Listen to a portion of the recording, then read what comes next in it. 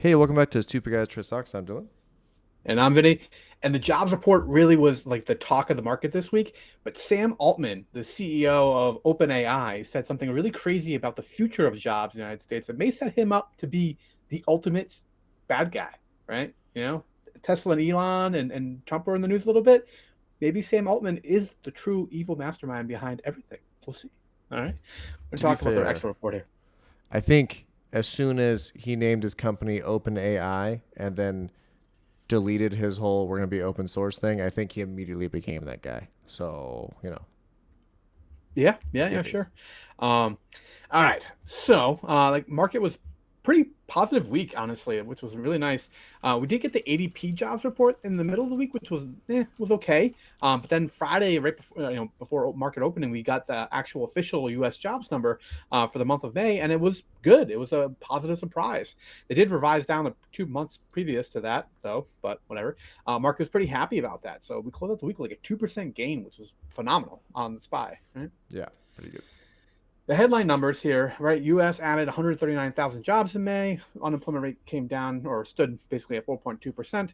Um, as far as where the jobs came from, the estimate was 125,000. They had revised that down to from 147,000. Held on an unemployment rate of 4.2%. Pay grew a little bit better than they expected at 3.9%. So there's a good number for you to walk into your employer and ask for a raise with, right? 3.9, not 3.0, which is what mine likes to give now. Nearly half of the growth came from healthcare, right? The industry that Dylan and I both work in. And there are massive amounts of open jobs within the healthcare industry still now. I think every position within like my organization is available on a full-time, part-time, and per diem basis. It's pretty wild, but these are jobs you can only get if you have certain licensing, right? That there's a significant kind of lack in supply of production in these certain skilled assets within the healthcare industry, which is driving salaries up and having vacancies high and kind of worker burnouts as also a result of that, right? Just a little bit. I So, feel a little burned out. just a contrast and idea, because you're in a hospital system. Not directly for them, but like I'm in and out of multiple hospital systems and a private practice. Okay, because I'm private practice only, and like there's definitely, at least in my area, definitely not a lot of people hiring. But in a Really? hospital system, yeah, in a hospital system, nurses especially got horribly abused during COVID. Horribly abused. A lot of people Yeah. just retired or just left nursing. Hmm. So, you know, I honestly would have done the same if I was treated how they were treated. But it's, I also don't know how many of those jobs are real. I think that is a factor too, because you're seeing that on Indeed where there's just a lot of jobs that don't ever get hired, regardless how many candidates there are. Interesting. Yeah. I mean, anecdotally, like I'm in, like I said, healthcare in the Northeast, and it's not that case here at all. Oh These yeah, jobs I'm are the very opposite. real, and they have a hard time filling them. However, they're unwilling to pay what other opportunities would pay for the same like licensing and skill set because travel jobs are still very hot here. Okay, all right, well that's part of it. Yeah, not Yeah. willing to pay, then you're gonna have an open position. Yeah, exactly. So as far as job creation, we haven't seen like a complete fall off the cliff here. It's been in a slow downward trend since like 2022, but still adding positive jobs on a monthly basis, which is great. It's really showing that the labor market has been resilient. This other kind of number here, it's actually funny. I've been carrying around, but I have yet to read the book Men Without Work. It's my next one up, but it talks about people that are just no longer considered unemployed because they're no longer actively looking for work, and that number is actually closer to 7.8%. So still a warning sign there. I'm really looking forward to getting into this book a little bit and have a little bit more to say about that. But I understand that's been a trend now since the pandemic as well. Right, well, there's a lot of Okay, uncounted unemployed people. Right. I actually did not know Um, that. yeah. I'll let you know after I read it. So the unemployment rate, or I'm sorry, hourly gain in terms of rate of income was up 3.9%, which is a little bit better than expected, which was 3.7%. So people are on average earning a little bit more for an hourly wage. We never saw this wage price spiral they talked about back during like the peaks of the pandemic here, as far as the inflationary crisis portion. We've come down a little bit, but still positive wage gains. Particularly, like it tends to skew towards more hourly, lower income workers. Um, which is be an important thing to segue here in a second once we talk about this other news. Um, so same thing, half of jobs came from healthcare. It's actually interesting because if you look at jobs reports over the last few years, two sectors that were kind of consistently growing were always government and healthcare. We did see actually a net loss in jobs, 22,000 jobs lost by the federal workforce, which is interesting. I mean, it may be a positive, may not be. Can't really say, but it is a new change in trend, if you will. Yeah, fair enough. I'm not gonna hit that one. All right. I'm gonna leave that one alone. So, obviously, this guy working for Glassdoor has got like a certain skew or bias, if you will. Um, but it is true where he's saying everyone's waiting for the other shoe to drop. I think that's completely correct. I think most people are waiting for bad news to occur. But it shows the job market's still standing tall as economic headwinds stack up cumulatively. It's only a matter of time before the job market starts straining against those headwinds. So, all right. I mean, yes, we've been talking about this for a while. There's always 8,000 negative things going on, but the economy is relatively resilient. We continue to march up, and if you're trying to time the market and taking a bunch of cash out off the sidelines, even despite the tariff war, we're now positive for the year. So Yep. it's you're not going to benefit yourself in the long run by doing those sort of games. So although it's interesting to hear, I still wouldn't be waiting for like the economy to break, the job market to break, and that sort of thing before I make any sort of moves myself.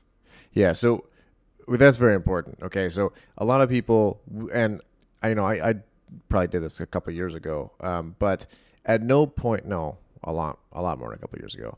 At no point, if I think the market is going to tank, am I going to sell my long holdings that I believe in? It's just a bad idea because if you're wrong, you just sold everything. You missed out on all the gains that happened. And if it's a long hold, you're almost nickel and diming yourself trying to just get a better price. It's way too risky. The Yeah. the benefit is not worth the risk. What I do is if I think the market is going to tank, then I'll risk like 1 or 2% of my portfolio on an option with a long expiration, right? So I'm willing to lose 1% if I'm really, really I mean, confident. But I'm not look at going to it that sell way, everything I have.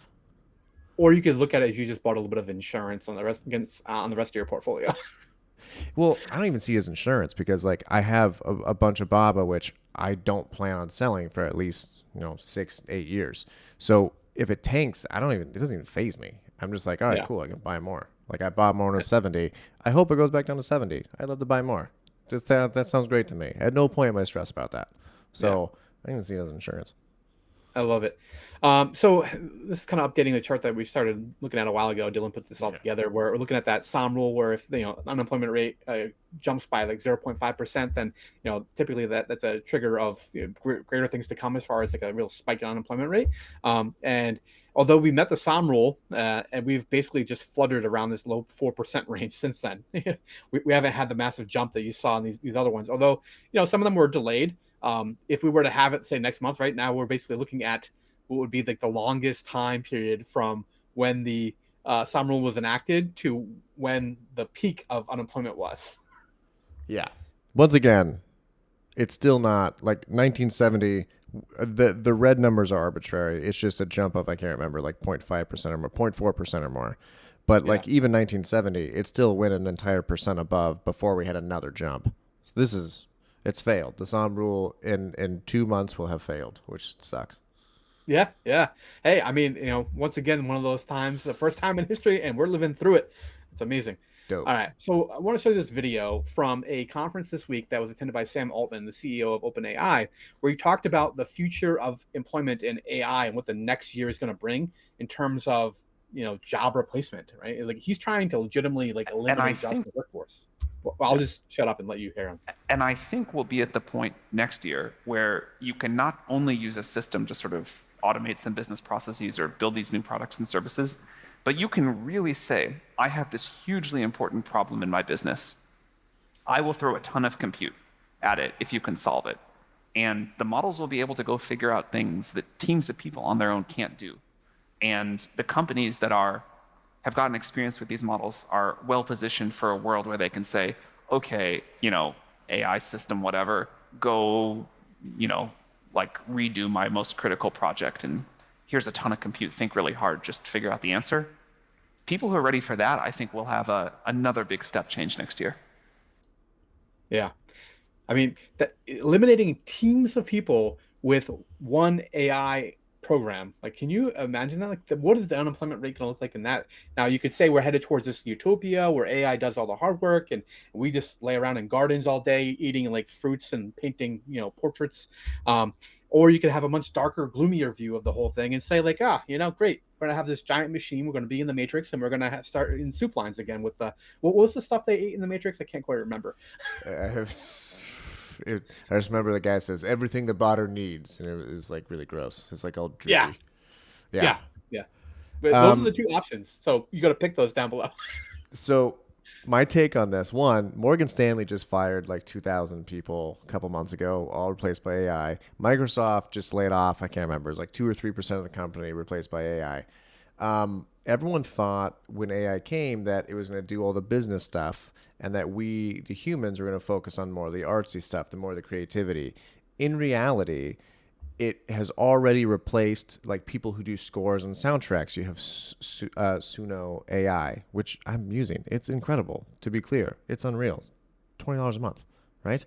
Sora AI, Unreal. There's all these crazy stuff that's actually replacing the stuff that we thought wasn't replaceable, and now you're having one that's only getting better, right? VO3 from Google's crazy. Now you have these things that are going to replace teams of people in business. I saw a projection of an unemployment rate at 20% in 5 years. I don't think that's outrageous. It sucks to say. I know it sucks, but I don't. This is bad, dude. Like trade people are fine, I hope that's not the future because like dude. that is bleak. 20% unemployment rate. I I can know only imagine. it's terrifying. I completely agree. Unfortunately, these AA programs are very cheap. They work very well. Like do you use ChatGPT often? I've used it a few times. It's useful. It's stupid. I mean, stupid great. I should clarify. It's unreal, like the stuff that it does. It's inaccurate all the time, to be very clear. Yeah. It's not reliable.